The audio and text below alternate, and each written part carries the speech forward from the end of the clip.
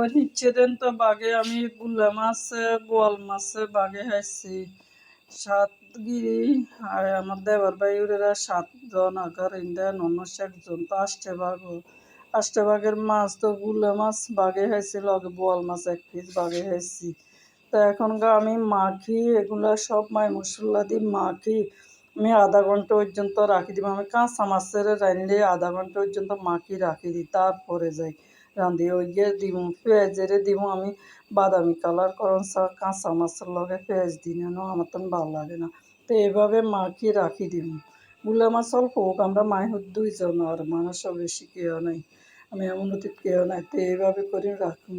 আসসালামু আলাইকুম, সবাই কেমন আছেন? আলহামদুলিল্লাহ আমি ভালো আছি। তো এখনকার পেঁয়াজেরে একটু বাদামি কালার করি তো মাছের লগে দিয়ে লাগছি বাদামি কালার করে দিলে মাছটার কালারটা সুন্দর ও মাছের স্বাদও। তো এখনকার বাদামি কালার করে মাছ দিচ্ছি, তো এখনকার মাছগুলো রান্না করছি।